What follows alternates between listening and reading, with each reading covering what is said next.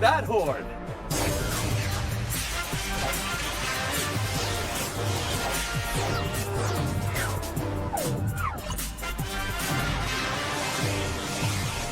Joe Burrow indicating it's a big game when he said, quote, it's a big game. Lamar Jackson on how hungry this Ravens team is after last week's loss to Cleveland. How both these teams and quarterbacks come in not exactly beautiful. Letdown losses, turnovers late for both, and now the short week showdown. I'm looking for an argument for tonight's difference maker. Around the horn to David Dennis Jr. The difference maker here is fourth quarter performance. I think overall the Ravens are the better team, but they've been the better team all season against these other teams. They still have 3 inexplicable losses. They have been trailing for a total of 28 minutes through the first 10 games. The only other teams to trail for that few amount of minutes is the 98 Broncos and the 84 Dolphins, who have done pretty well in their seasons, and yet the Ravens have 3 losses, and 3 losses in which they had an 88, 90, and 97% chance of winning in the fourth quarter with a negative 15% DVOA during those fourth quarters. They have to do better in that fourth quarter. Meanwhile, Burrow came into this season as one of the most clutch quarterbacks in the league. So this is about the fourth quarter and if the Ravens can figure this thing out. That may be the strongest opening argument made on Around the Horn this season, and I want to let people know what's happening. David Dennis Jr.'s mom, Carolyn, is sitting 3 feet away from him off camera, and she lit a fire under her son today for points.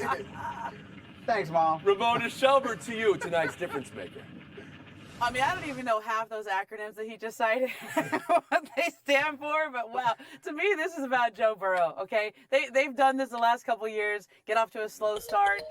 They're finally clawing their way back in. I think they're the more desperate team, and they have an advantage here because the Ravens' best cornerback, Marlon Humphrey, is out. Joe Burrow does his thing when they get down early in the season. They've gone on and they've rebounded in the second half, but their last 8 opponents all have winning records this year. So this game is very important for Cincinnati.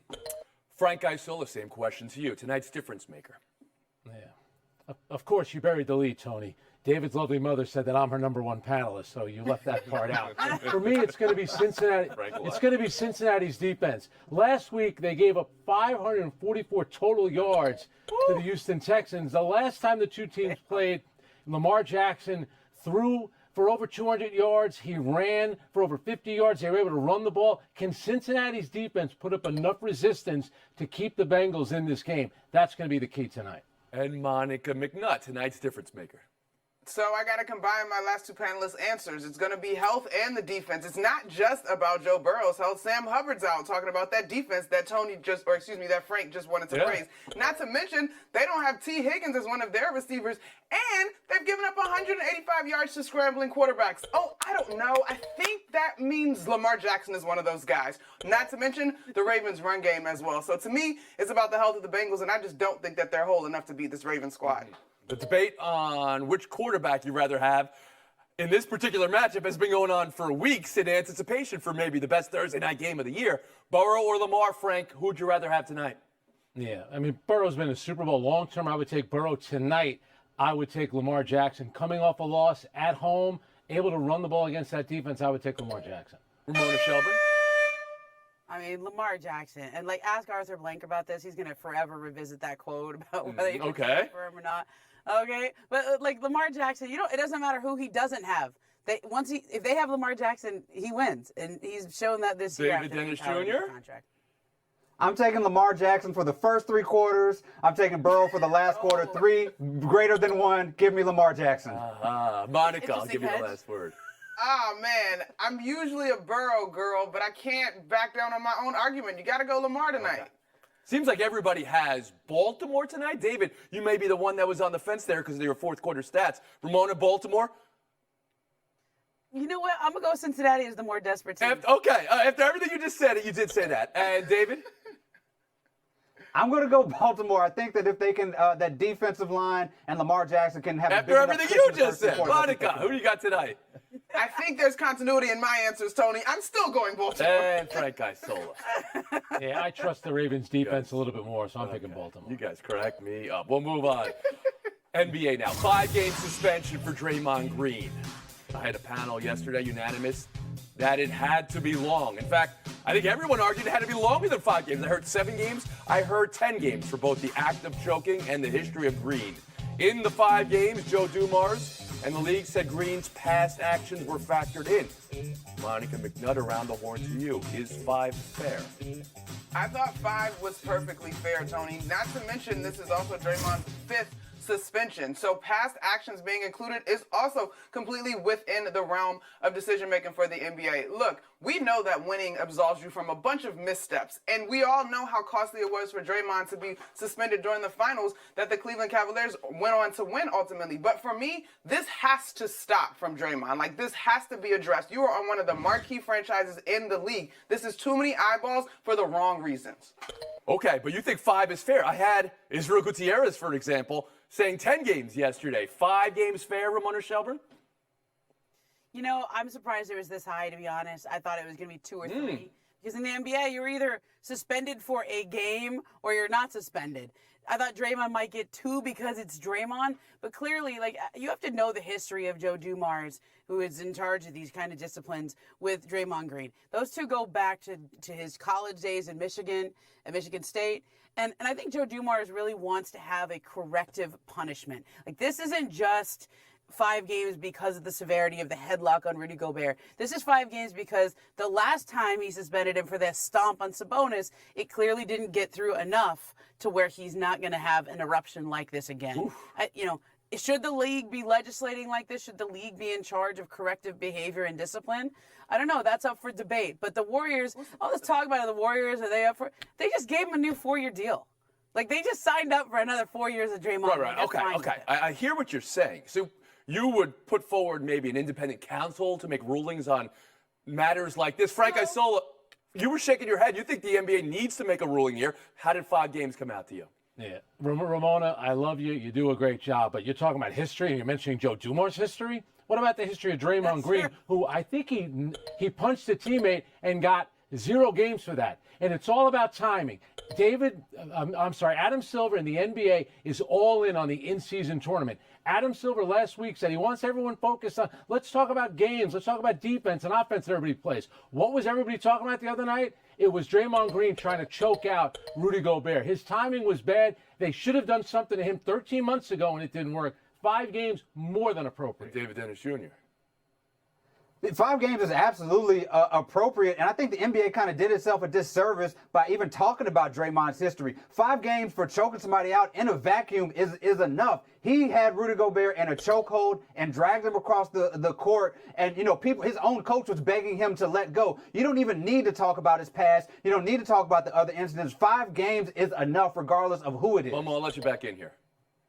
Look, in David Stern's NBA, this is how players were punished. In Adam Silver's NBA, it's been a lot lighter. But now, obviously, things are changing with Joe Dumars being in this position to make those kind of rulings. And I think Joe Dumars played in David Stern's NBA. So Adam Silver's NBA, though, is throwing MVPs out, star players out for a slight flex in the baseline, right? I mean, that's what we saw just last week with Giannis. Monica, I'll give you another chance in here, too. That's a really good recall, though, Tony, because we do need to find some sort of consistency. Listen, here's the thing. Whether you look at this thing in a vacuum, to David's point, or Draymond's history, it cannot go unacknowledged in terms of the severity and, quite frankly, the circus that is surrounding it. For me, Draymond Green, as a champion in this league, he's got to show progress that he's moving forward. I want to talk deeper about this because no basketball league wants to be known as the league that has a guy choking a guy out. But you saw the reaction in the last 48 hours. Some NBA fans like this drama, some like villains. Golden State has accepted Draymond's particular set of skills to a certain degree. Should that still be the case, Momo?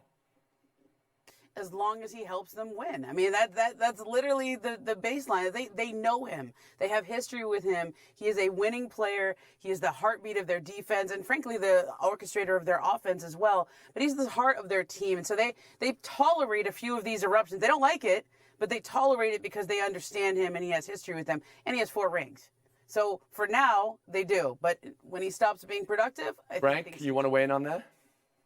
I think as long as Steph Curry is there, I think Draymond Green's going to be there. I actually do think he's good for the league from this standpoint. People talk about him. He's a competitive guy. And, oh, by the way, every Tom, Dick, and Harry has a podcast. His podcast is actually good because he's compelling. He's compelling both on and off the court. But, again, he's totally out of line right here. Good podcasts don't win championships, though, right? I mean, so we have a player who was suspended for a finals that led to the biggest collapse in league history. We have now an instance in the previous playoffs, and right here, David Dennis Jr., is the strategy to let Draymond work his tightrope like he does, still working for Golden State.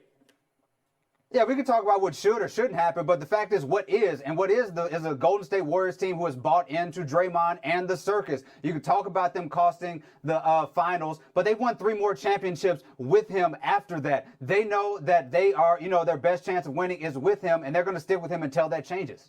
Dave, the last time we had you on, in your FaceTime, I believe, you guaranteed a Steph Curry MVP for this season. Since that, he's missed a game. Golden State has lost every game. Green is choking people out. I'm not disappointed. I'm impressed with your Jinx capabilities, is what I am. With Josh Allen and how he feels after his offensive coordinator, Ken Dorsey, was fired was fascinating. Take a listen. It hurts. It hurts a lot to see someone you care about go through a situation like that. Turnover-wise, it's abysmal when we lose. There's no secret to that. So there's not a whole lot. It's not like it's broken. We're not a broken offense. We're not a broken team. Ramona, how do you hear that? Look, they didn't tell him, and obviously that when you have a team that has expectations like the Bills have had the last couple of years and you're underachieving, that window that we all thought was wide open when they had that game against the Chiefs a couple of years ago, it doesn't stay open for as long as you think sometimes. And this feels like one of those type of moves that you want to light a fire into your quarterback. But I don't know how much of it is Dorsey's fault. I think they don't have as much talent in offense as they used to. Sometimes you can scheme that up, but somebody had to go just based on how underwhelming they've been. Dennis Jr. Yeah, this is Allen. He's down on himself, but he should also probably be down on that Bills organization. This move really did not make much sense. That offense scored 41 points per game this season when they win the turnover battle. Their offensive coordinator was not causing those turnovers. That was on Josh Allen. So I don't know why you make that move to sort of cure that problem. Is that not what you heard in the longer comments from Allen, that he knows this was about his turnovers? Monica McNutt, how did you hear the quarterback? I just kind of wish he would have said it with his chest if he was going to take accountability instead of dancing around it. Yeah, it hurts, and you had a part in it. Whether the turnovers are your fault or your receiver's fault, your play was directly correlated. So I thought it was just kind of a standard answer to get out of it. I think as a quarterback, you could say, I don't agree with this move flat out, and he did. Frank Isola. Ken Dorsey's a scapegoat. There's no other way around it. If you look at the numbers, our offense is rolling. To David's point, they turn the ball over too much. And let's remember, his last game as the offensive coordinator, the offense gave the team the lead. Denver marched right down the field against that defense, just like the Giants did with Tyrod Taylor. The only difference was they kicked the game-winning field goal when there were 12 men on the field. That's the offensive coordinator's fault? Right. Come on. Right. So none of that happens. Is Ken Dorsey still OC this week? And is Josh Allen, still on a team that's headed for the playoffs? Yeah. We'll move on. Baseball. While MLB hands out awards for a season that feels like it was months ago, because it was a season that was months ago, Garrett Cole, Blake Snell, Cy Young, a report MLB could lower pitch clock with men on base next year from 20 seconds to 18 seconds. Games were 24 minutes shorter this year. Some players think pitching injuries were more prevalent because of pace. MLB refutes that. Frank, buy or sell shortening the pitch clock? The award should be on a pitch clock. Come on, from 20 to 18. You want to shorten the game? Don't allow the manager or the pitching coach to visit the mound. And when a guy comes out of the bullpen after you just warmed up for 10 minutes, let him throw 2 or 3 pitches. That's how you shorten the game. What they did this year was perfect for baseball. Did you say the awards should be in a pitch clock? Yes, that is the accurate take. It feels like the season was years ago. Shelburne, get it going. Buy or sell this? Well, I want you to just close your eyes and just put Bob Ryan's face in front of me right now, because I'm going to play the baseball traditionalist role right here. And I don't know why they needed to mess with any of the rules in the first place. I think when you watch the games, baseball is to be appreciated for what it is. We never needed to speed it up. We never needed to put a runner at second. Okay. We don't need the switch. I don't like any of that stuff. If you understand baseball, you watch the games because it's a beautiful sport. David Dennis Jr. Bob Ryan. Yeah, I'm selling this as well. The last season seemed to go well, and towards the end of that season, in the playoffs, nobody was talking about how long the games were. Everybody was just enjoying the games, and especially when you have a World Series where you have the most famous pitcher, was injured in that series. You don't want to run the risk of more injuries by lowering that pitch clock. And apparently, players want a standard time, no matter who's on base or not. So, had gone from 20 to 18, it seemed to be inconvenience to everybody. You two put some credence into the idea that players think the pitch clock and the pace made injuries more prevalent to pitchers. McNutt, how about you? I gotta sell it. It feels like baseball's doing a whole lot, and I don't necessarily know that it makes sense. I mean, even if you just do the math, I think this is only talking about like 7 minutes or something, maybe less. So it just feels like they need to let some things settle, let Ramona mourn the former way the game was. I don't know, Ramona. 24 minutes is safe. Sport. They went from 3 hours in, 4 to 2:40? That is one of the great changes in the history of the sport. We'll move on. Fire Cell 3, James Madison. Their appeal to be bowl eligible denied by the NCAA. There's still some hope for a bowl game because if there aren't enough 500 teams for the 41 bowls, JMU can still get in that way. But this is about the New Year's 6 bowls, as it was looking like this was going to be the highest ranked group of 5 possibly. NCAA is saying no to that. David, is that fair? Well, this is the NCAA doing what it does best, which is accurately enforcing a really stupid rule that should not exist in the first place because their justification makes no sense at all. They're saying that they need these organizations, schools need time to make sure they're acclimated to their new situation. Well, if you're eligible for a bowl game, that means that you've acclimated to your situation pretty well. There's no need for this delay before you can be, in these Monica, games. a 10-0 team that's ranked in the top 20, not eligible for a bowl, the NCAA says. Well, since David nearly slipped and said the no fun league, I'm going to say the no creativity at all league in the NCAA. And I might lose points for this, Tony, but please let me point this out. They want the long-term sustainability of FCS schools to be able to have increased scholarship, expanded athletes, compliance efforts, and additional academic and mental health support for student athletes. How do you raise money to do all that? You go to a big stage, you play in a bowl game, you get your donors excited. Did you go to the cue cards for that? Normally I would penalize that, but I know, but I wanted to get it have right. been searching why does the NCAA even have this rule to begin with, right? Sure. And now, their proof in the cue cards, there was no proof. Go ahead, Frank Isola. Yeah, and they penalize the players. That's what bothers you the most. Here's what I'm going to do if I'm JMU. Talk to Jerry Jones, get Dion to bring Colorado to Dallas. We'll play our own game, and we'll see how the ratings do. We'll see how many people show up. How about that? Frank Isola, solutions-oriented. And Ramona Shelburne. Remember a couple years when another founding father school went to the Final Four in the March Madness? George Mason, okay? This is what we love about the postseason tournaments. Hopefully, we get this change, we get the playoff. Teams like James Madison can go. Ramona Shelburne, Monica McNutt, thank you for your time today. David Dennis Jr., Frank Isola, Showdown, next. David Dennis Jr., Frank Isola, good luck in Showdown. It is official. MLB owners unanimously voting today to allow the Oakland A's to move to Las Vegas. A's owner John Fisher, quote, "Today is an incredibly difficult day for Oakland A's fans, great day for Las Vegas." David, how should Oakland A's fans feel? How should A's fans feel? How should baseball fans feel? I'm going to start with how Oakland A's fans should feel. They shouldn't feel anything because they should not exist anymore. They've been slapped in the face for years by John Fisher, and they have talked about leaving that team and boycotting them. That should last more than this year. Let him figure out how to grow a fan base on his own. I love the idea of a smaller stadium. I think that's smart. I just wish there was somehow, some way they could build it in Oakland. They've already lost the Raiders and technically the Warriors. That's a great sports town. They're all gone. This is just dirty business. I'll split the point, and I'll move on when your shot ends up in a spectator's lap. This was a fun dinner. That's absolutely true.